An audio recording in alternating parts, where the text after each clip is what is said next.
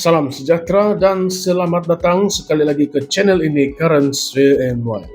Sabah, negeri yang kaya dengan hasil bumi, budaya yang unik, dan rakyat yang kuat semangat.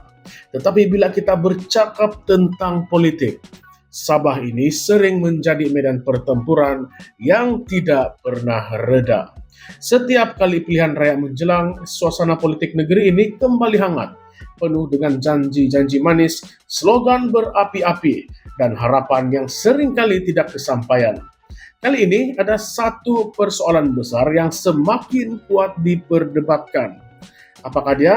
Perlukah Sabah ditadbir oleh satu parti politik tempatan yang kuat, atau lebih baik terus dengan sistem pelbagai parti seperti sekarang? Ini bukan sekadar soalan yang biasa, tetapi ini adalah soalan tentang masa depan Sabah ini sendiri. Dan persoalan ini semakin relevan bila kita lihat bagaimana politik negeri ini berulang kali mengalami ketidakstabilan akibat terlalu banyak pecahan kuasa. Jadi, apa kata kita bincang isu ini dengan lebih mendalam? Apa sebenarnya yang sedang berlaku di Sabah? Setiap kali pilihan raya kita lihat parti-parti politik mula turun padang, berkempen dengan penuh semangat, janji sana, janji sini. Kita dengar slogan seperti kami pilihan terbaik, beri kami satu lagi peluang untuk membuktikan keupayaan kami. Tetapi akhirnya rakyat masih lagi sehingga sekarang berdepan dengan isu yang sama. Jalan raya berlubang, bekalan air terputus, dan kos sara hidup pula semakin mencengkam. Pemimpin pula kebanyakan mereka hanya muncul waktu kampanye, selepas itu hilang begitu saja.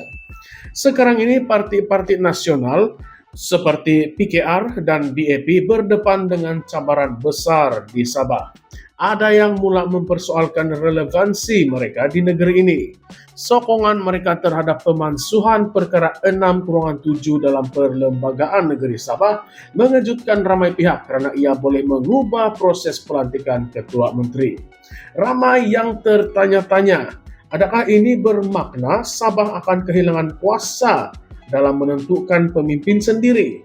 Bila rakyat mahu penjelasan, reaksi mereka bagaimana? Diam. Ya, betul. Mereka hanya diam. Seolah-olah tiada apa yang berlaku. Dan kita tidak boleh lupa juga tentang dakwaan rasuah yang sering menghantui pentadbiran kerajaan negeri. Anehnya, bersuara tentang ketulusan dan keadilan kini tiba-tiba membisu. Macam kata seorang netizen, diam bermakna setuju, tetapi bila rakyat memerlukan mereka, mereka pula gaib, tanpa kesan, hilang tanpa kesan, hilang tanpa kabar. Tetapi bila tiba masa pilihan raya, mereka kembali muncul dengan janji-janji baru yang sangat luar biasa manisnya.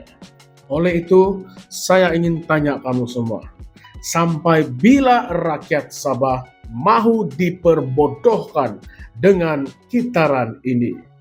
Lebih mengejutkan, cadangan Jakim yang dikatakan boleh memberi kesan kepada keharmonian kaum di Sabah pun tidak mendapat respons yang jelas dari pemimpin-pemimpin tertentu. Kita tahu Sabah mempunyai masyarakat yang sangat unik, penuh dengan kepelbagaian kaum dan agama. Sebarang dasar yang boleh mengganggu keseimbangan ini sepatutnya diteliti dengan lebih serius. Tetapi apabila rakyat menunggu pemimpin bersuara, mereka lebih memilih untuk berdiam diri.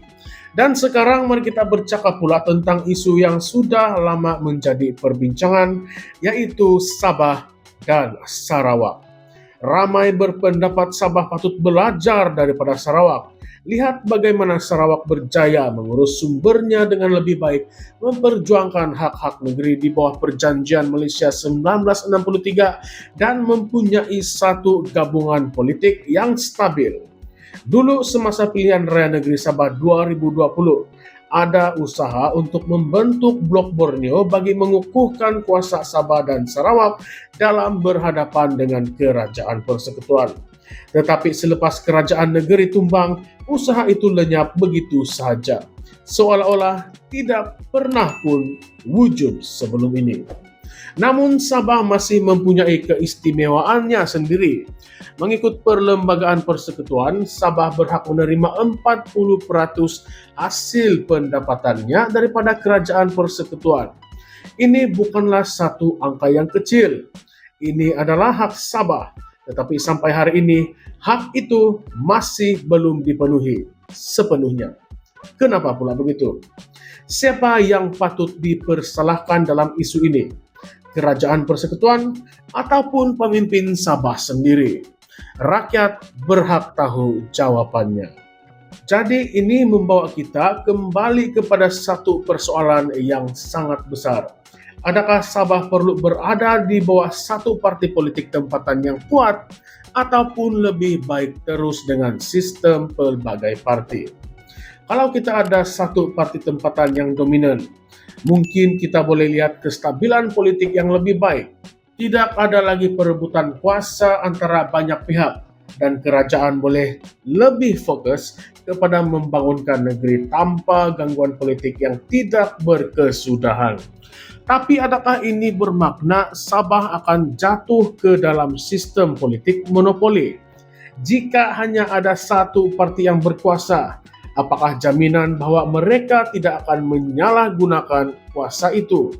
Sebaliknya, sistem pelbagai parti memang memberikan persaingan yang sehat, memastikan tidak ada satu pihak yang terlalu dominan. Tetapi jika terlalu banyak perpecahan, ia hanya akan membawa kepada ketidakstabilan politik yang berpanjangan. Sudah cukup kita lihat bagaimana kerajaan Sabah beberapa kali bertukar tangan hanya karena perpecahan dalam kalangan parti-parti yang ada. Jadi mari kita renungkan beberapa persoalan ini. Tolong kami untuk jawab persoalan-persoalan ini. Yang pertama, adakah parti-parti nasional seperti PKR dan DAP masih relevan di Sabah? Atau rakyat Sabah sepatutnya memberi kepercayaan penuh kepada parti-parti tempatan?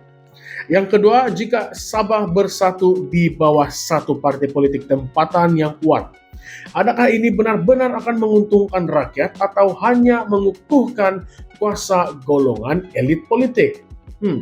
Dan yang ketiga, mengapakah 40% hasil negeri yang dijanjikan oleh perlembagaan masih belum direalisasikan sepenuhnya? Siapa yang perlu bertanggung jawab dalam isu ini? Dan yang terakhir, adakah pemimpin Sabah benar-benar memperjuangkan hak rakyat atau mereka hanya memperjuangkan kepentingan politik mereka sendiri? Ini bukan sekadar persoalan biasa, ini adalah isu besar yang akan menentukan masa depan Sabah. Jadi saya ingin mendengar pendapat daripada Anda semua. Apakah pendapat Anda?